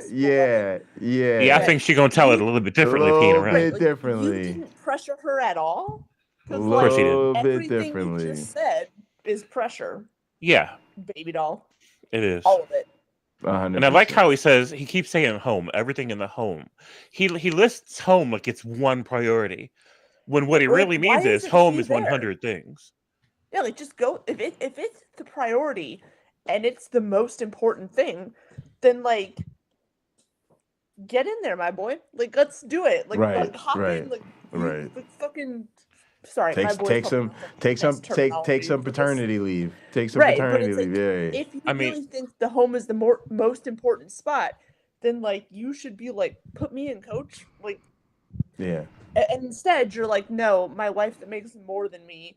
I need her to do the things that I don't want to do. Right. And so she's gonna need to sacrifice like all of her success and motivation and whatever. And like, why was she having anxiety? I have a couple of guesses. Yes.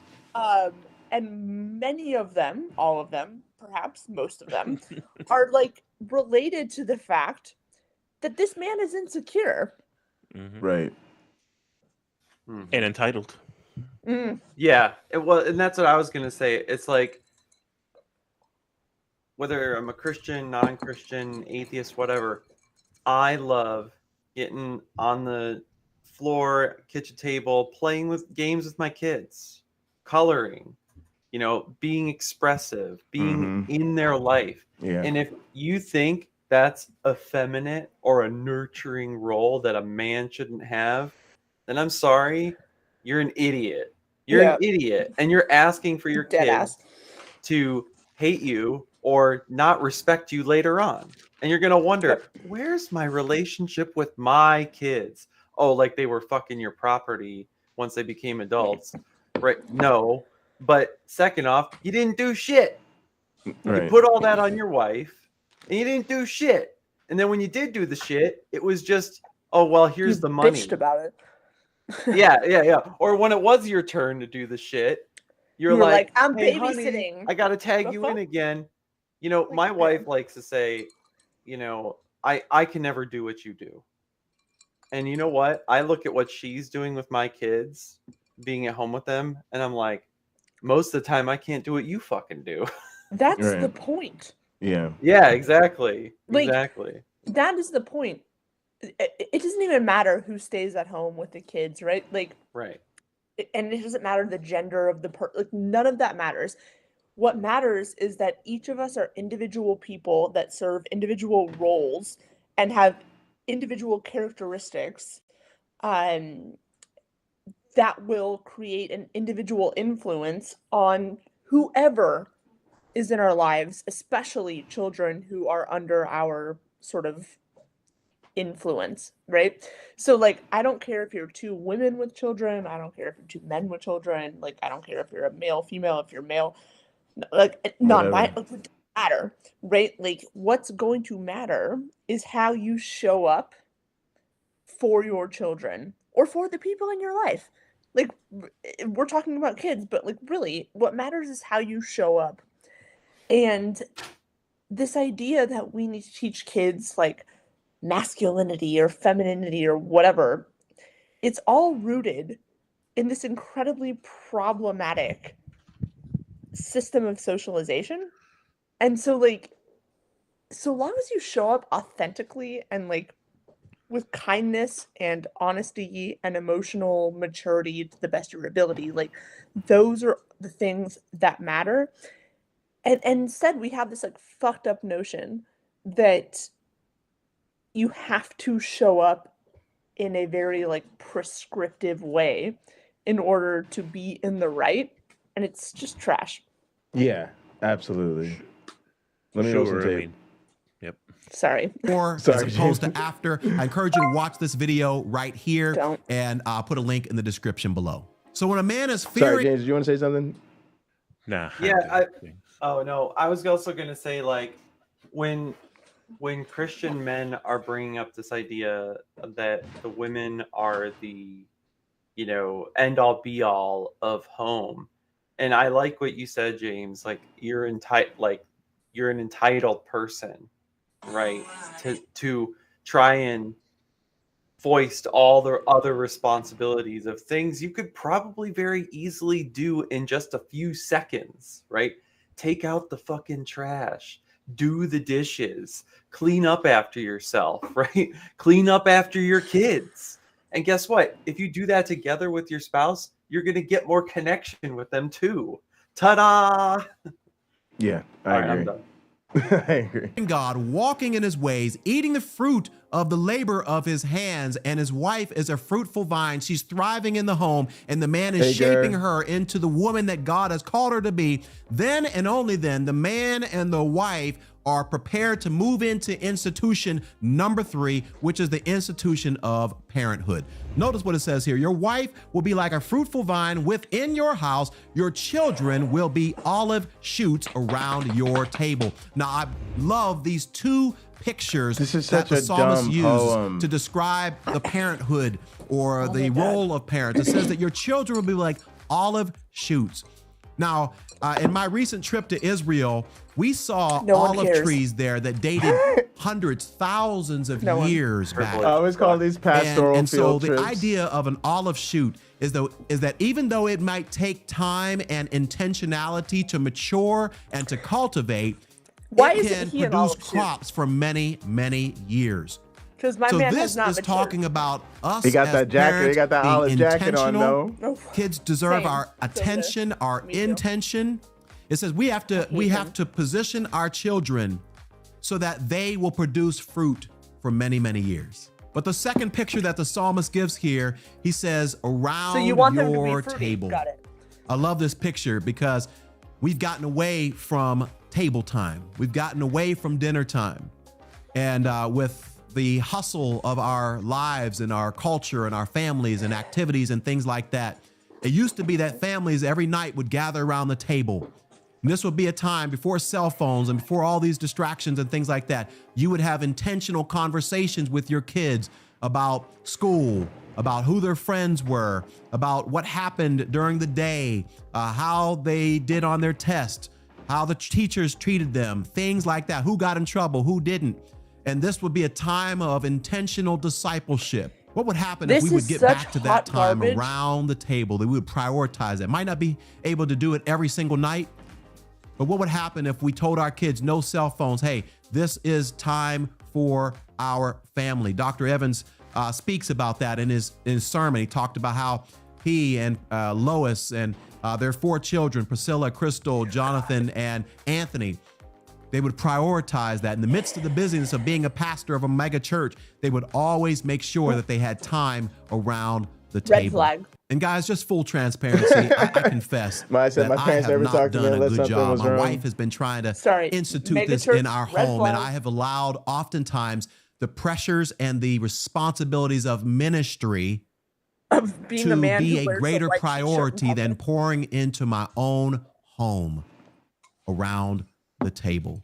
So I just want you to just take a moment and what just is he ask talking yourself about? as a Sorry. man or even as a wife. The thing that bothers me, he's just talking about this conventional Christian wisdom, and it just bothers me that I don't think Christians realize how simple-minded it is, and So how it's like God has nothing better to 1950s offer them nuclear bullshit. than mundane, like, family advice. There's nothing miraculous around Where sitting are around your the dinner table priorities right talking to now your as it children. relates to family Stop talking. time? So when Christian Yeah. families are set up where the man fears you, the Jay. Lord and This is guy. walking in his Sorry. ways, eating the fruit of his labor, experiencing the blessings fruit, and prosperity of God, shaping his wife into being a fruitful vine, she's thriving Sorry. in the home. The children are like olive plants, and there's intentional time spent around the table. He It just is loves then this and only imagery. then that Christian family can impact No. institution number Shaping- 4, I'm which sorry, is the I don't give a institution of fuck the about community. Any of these Notice what it, institutions. If you're sorry, I know I'm interrupting your roll tape. I'm sorry. I'm Sorry, sorry. go ahead. This idea that anybody, male or female, has the right or entitlement or whatever to shape somebody else, get fucked. Like, that's quite literally all I have to say. And this idea that men should have the ability to shape the women in their lives Right. is a direct byproduct of this very, very patriarchal idea that women belong to men. Like, what else in your life do you shape other than things that belong to you? Yeah, take power out of the hands of domination. Yeah, I agree, Carrie Ann. Right. Like, and I think it's Celestine Ware that talks about this idea that, like, we need to reimagine power and we need to stop imagining power as domination, which is how we all very much view it in Western patriarchal society, and reimagine power as the ability to dismantle systems that are inequitable and, like, sort of reassign or share or whatever, make systems more equitable. So it's not about domination. It's about using whatever sort of power privilege that you have to make society more equal. And, like, I cannot tell you even as I am clearly a white woman, listening to men talk about like with this like inherent sense of entitledness, how they should be like their role is to make me something else. Like, best of luck, my brother.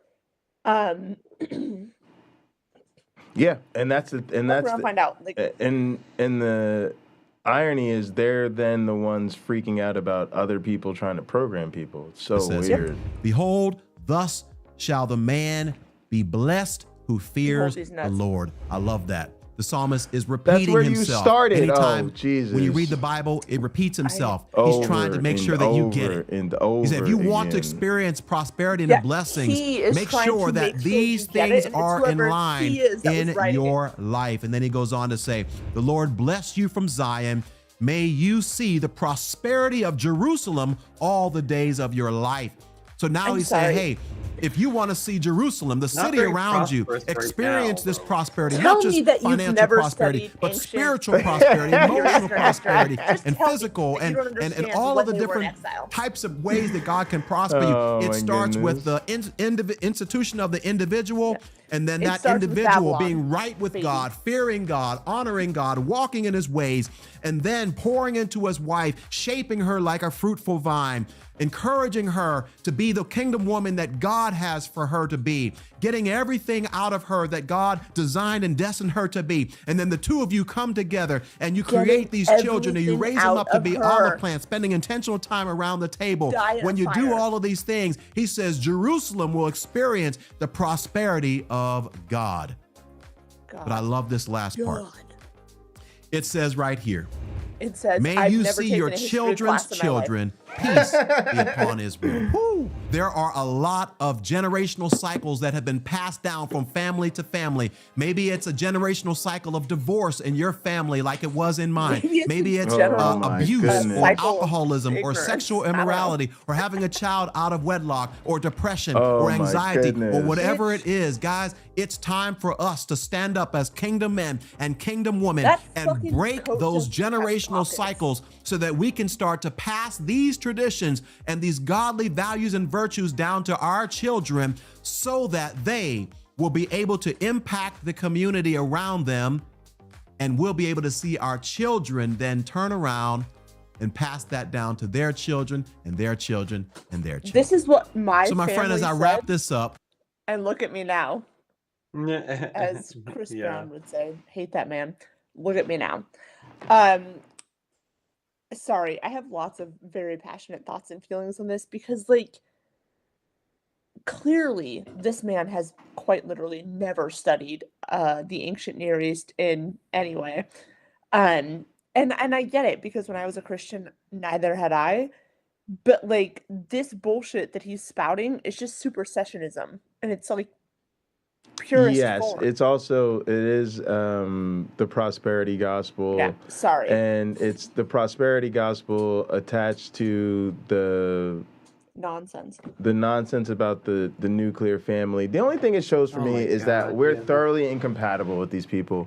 I know that a lot of times we like to focus on the radical issues and the bigotries and how they marginalize particular groups. But I think it's really important to remember that everyday Christianity is wholly inconsistent with our values as people. Oh, yeah. It preaches subservience of women, the subjugation of women, the subjugation of children, all the things he came against, sex out of marriage, divorce. Listen, 12 out of 10 support sex outside of marriage. Yeah, I mean, it's just really. That's all.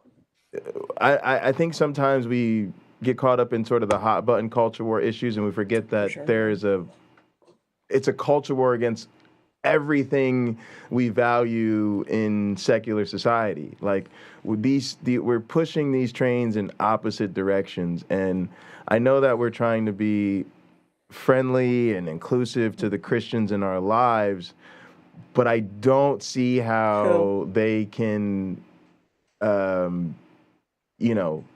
support these organizations with our endorsement.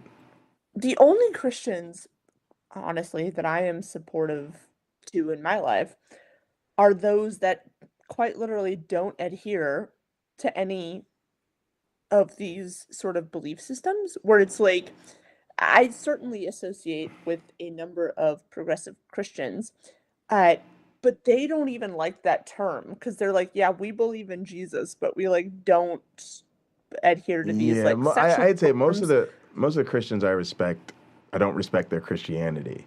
Like they're just hanging on to the label, right? Which is weird. It's like their own thing. Yeah. But it's like, all right, whatever. It doesn't make any sense to me, but like, I'm not going to tell someone how to label themselves. Right. Does it make sense to me? Again, no. However, like they are also people that, again, don't adhere to any of the sort of like normative morality that Christians broadly do. So it's a very weird thing. It's a weird middle ground where I'm like, all right, I guess like I don't really understand why you still sort of label yourself this way, but none of your like beliefs, morals, ideals, whatever, quite literally relate to any kind of traditional sense of Christianity. Right. So like, okay, like. Yeah, exactly. It's weird. Vegetative State said, "I'm embarrassed for their Christianity, but can still respect their work." Yeah, I think that's a great way to put it. I'm embarrassed for their Christianity, but I can still respect their work. Yeah, I don't know how they do it either. And I think it's time for us to challenge most of those people to really take that next step. I think it's time for us to tell them, like what James said, and I think he put it very clearly, like, we don't hear the positive associations with that label that you hear. And I think it's time to give people an opportunity to see themselves beyond it. But look, that's going to do it for us here. We're going to head over to the beach to get ready for the overnight. I want to go ahead and watch some of The Wire, and get some sleep. We are not having the shows tomorrow. I need to work on an application, and Uncle Bobby wants to get drunk and watch football all day. So do I. We'll have a special episode, a hot program at some point this week, I think. Wait, Uncle Bobby hit maybe me up on 'cause I'm doing Tuesday. the same thing. Yeah. But we will be in Gather all day tomorrow. We will watch the Super Bowl. Probably. Who are we rooting for? The ranch. Out of curiosity, y'all. I know who I'm rooting for. What time is it? Who are we rooting for? I guess I'm gonna root for the Eagles, maybe. Who is it? It's the Eagles and is it the Eagles and the Chiefs? Yeah, it's Mahomes. I know that, and I believe the Eagles. I don't really care. That's quite literally all I know. And yeah, maybe go Chiefs. Sprained ankle Mahomes. That's it. It starts at 6:30 Eastern. Fuck. 3:30. Oh, I love living on the West Coast. No, Gurmania. If you drop a link in our Discord under videos, we have a community section. Drop a video there. If you could drop the link, that'd be great. I'll try to check it out about how Christians should come out of the quote Christian closet. It's cringe. Yeah, I bet it is. All right, gang. Come over to the beach. That's where we'll be overnight, and then we'll be back at the ranch tomorrow. Please come join us for the Super Bowl. I probably won't stream, so you'll have to remember that we're in Gather. We're always in Gather. You're supposed to know that by now.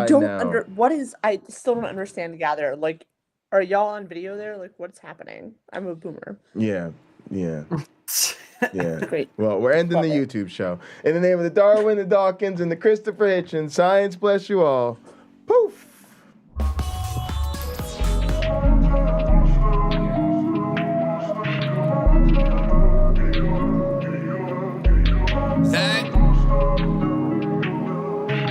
Why she wanna leave me alone? Saying all I do is wrong. No rights when they been left turns. Playing that she gotta let it burn. Saying that the house not a home. Sunshine cause she heard it all before. Sometimes she don't wanna be alone. Most times she don't want me gone. She don't know I try my all. She don't know I sprung in the sun, but I'm going in the winter, so we good to the fall. Remember how I told you I get it and I win. Now I'm got it, you ain't answer my call. Wonder if I've been moving too strong. Maybe I just been moving too balls. Really hate when the feeling get lost. Nowadays she just dodge my calls. In the game throwing laws like Paul. Young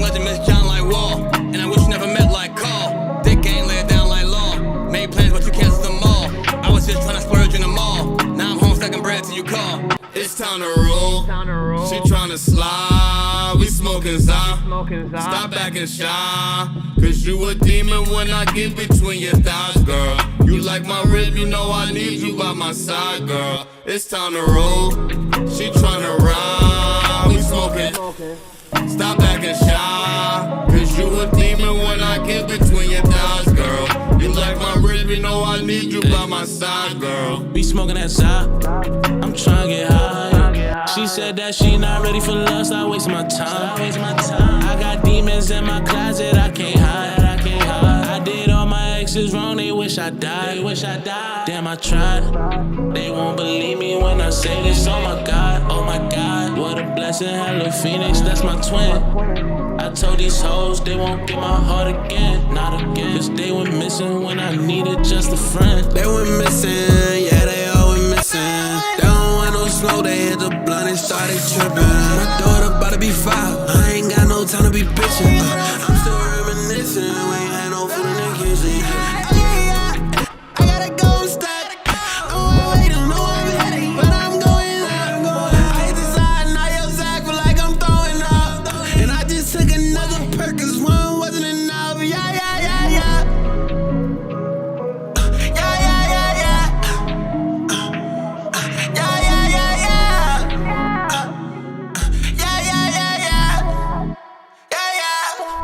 It's time to roll. She tryna slide, we smoking za. Stop acting shy, cause you a demon when I get between your thighs, girl. You like my rib, you know I need you by my side, girl. It's time to roll. She tryna ride, we smoking. Stop acting shy, cause you a demon when I get between your thighs, girl. You like my rib, you know I need you by my side, girl. It's time to roll. She tryna slide, we smoking za. Stop acting shy, cause you a demon when I get between your thighs, girl. You like my rib, you know I need you by my side, girl. It's time to roll. She tryna ride, we smoking. Stop acting shy, cause you a demon when I get between your thighs, girl. You like my rib, you know I need you by my side, girl.